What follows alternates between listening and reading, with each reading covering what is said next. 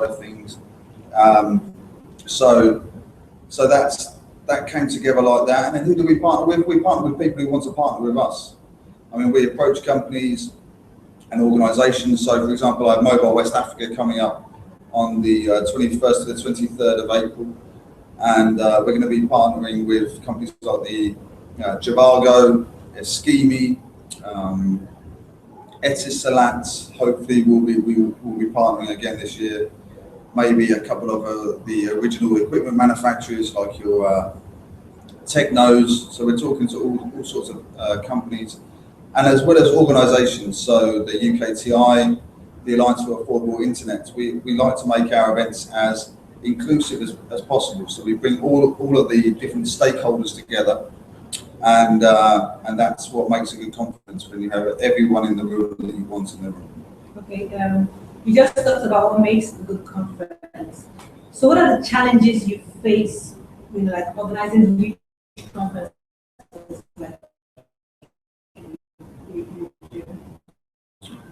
It's actually organising conferences because your costs are quite high. So there's cash flow issues as well. So that's one of the big challenges.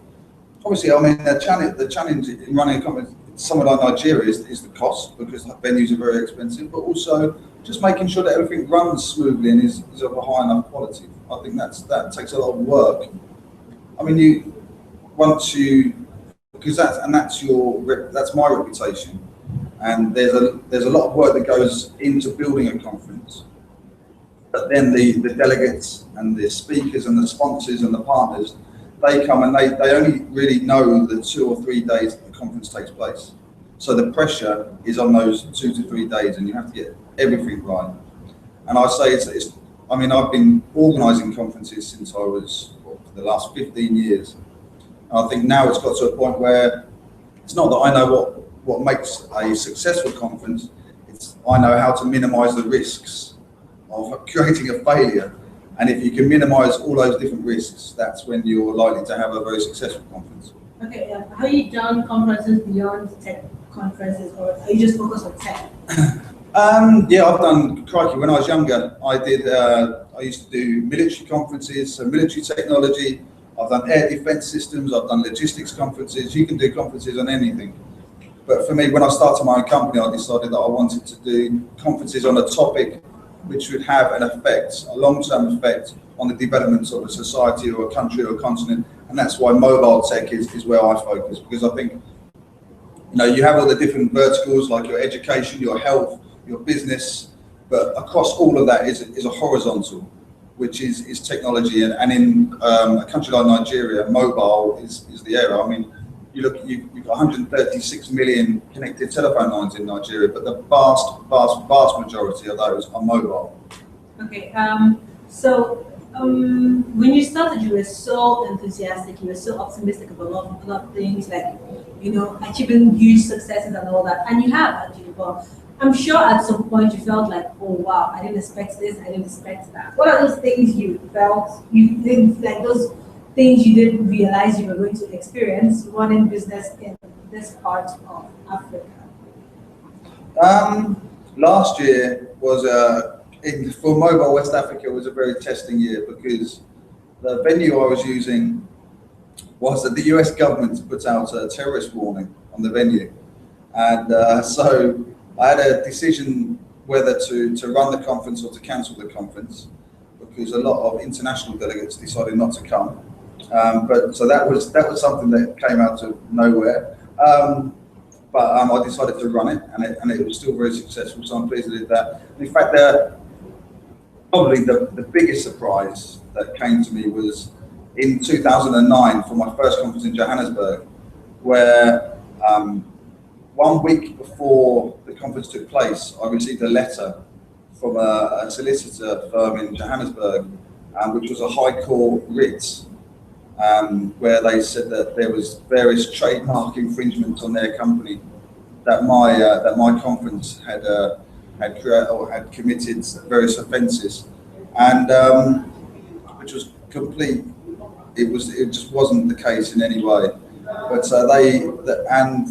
the letter was announcing that I had to go to the High Court in Johannesburg 2 days before my conference took place. and I didn't know what to do. And I was very fortunate. I went onto Google. I mean, this is me on at my kitchen table in my house, receiving the letter, and I couldn't believe. I thought it was a joke. I went onto Google and I phoned various solicitors, and I found a solicitor in Johannesburg, and I spoke to him. I explained the situation, and it was a very big firm in South Africa that was trying to destroy me, in effect, destroy my business within the first 3 months of being in existence. And the chap, he dealt with everything, and I explained it, and he said that he would do his best for me, and he did, and we beat the bigger company. And even then, at the end of that, he didn't even charge me. I said to him, obviously there's going to be a big legal fee, and he said, no, don't worry about it. He said it was too much fun. And that was the biggest surprise I've ever had in business was that. It was like, wow, I couldn't believe it. Okay, so where do you see Orlando in maybe the next 5 years, 10 years? 5-10 years, I think we're increasingly looking more and more at Nigeria as a company.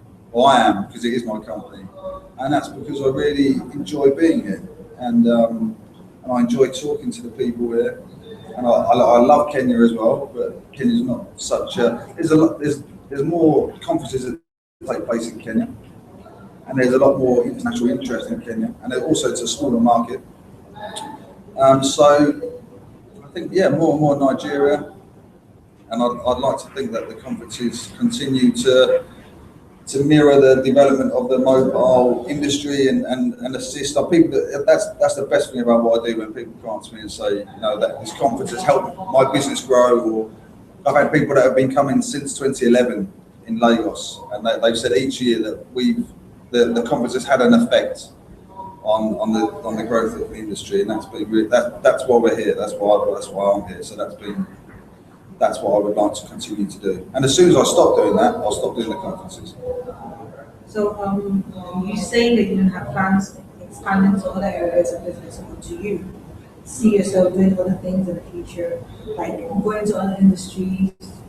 I think there may be that opportunity in Lagos to do conferences on other topic areas, maybe all with a technology focus, but that's something I'm talking about.